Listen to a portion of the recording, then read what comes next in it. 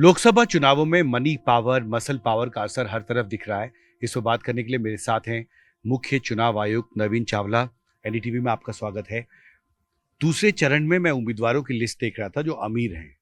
सबसे अमीर उम्मीदवार 622 करोड़, दूसरे सबसे अमीर जो उम्मीदवार हैं उन्होंने 593 करोड़ की संपत्ति घोषित की है।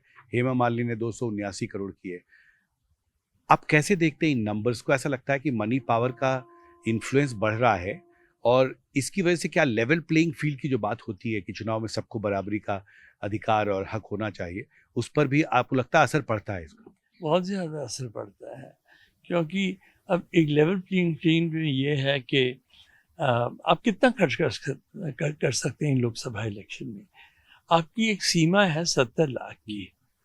अब यदि आपने 200 डिक्लेयर किया या 300 करोड़ डिक्लेयर किया, आपकी जो स्पेंडिंग पावर है वो 70 में रहनी चाहिए, और कहाँ रहती है? नहीं रहती। तो इसका मतलब मनी पावर कहीं ना कहीं से आ जाता है। मसल पावर क्या है कि लोगों को इकट्ठा कर लेती है उम्मीदवारों के लिए। तो मैं बहुत अरसे से ये लिख रहा हूँ कि एक ही सामने हमारे सोल्यूशन है इंडिया की, क्योंकि हर हर इलेक्शन में पैसा तो बढ़ता जाएगा, मसल पावर तो कहीं नहीं गया।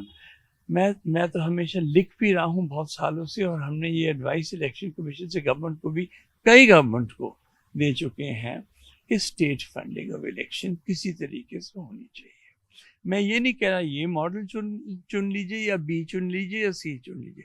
कई मॉडल हैं आपके सामने, सारे स्कैंडिनेविया में, यूरोप में, जापान में, कई जगह ऐसे मॉडल्स हैं। स्टेट फंडिंग ऑफ इलेक्शन या तो उम्मीदवार को इक्वली आप दें, या उनके वोट्स के हिसाब से दें, या पॉलिटिकल पार्टीज को दें।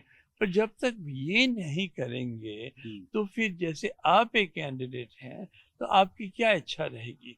आपकी इच्छा रहेगी विनेबिलिटी, और विनेबिलिटी का मतलब है विनेबिलिटी बाय एनी मीन्स।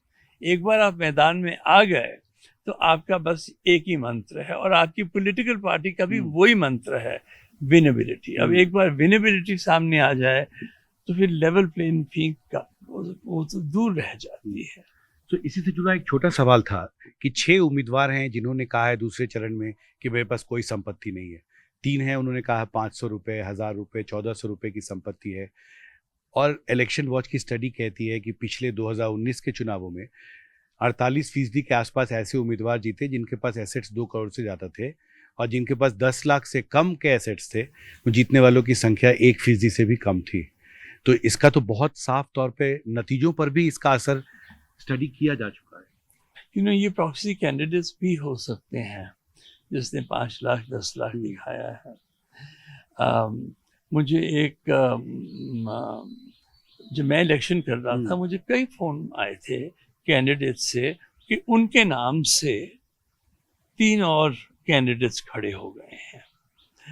एक तो वोट बट रहा था, कंफ्यूजन पैदा हो रही थी, और ये है कि वो जो 8-10 लाख वाले हैं वो कुछ वोट खींच लेंगे।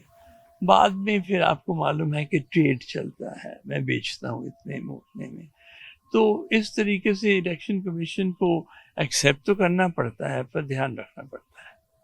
हमसे बात करने के लिए शुक्रिया। Thank you. दिल्ली से गौरी प्रसाद के साथ हिमांशु शेखर, एनडीटीवी इंडिया।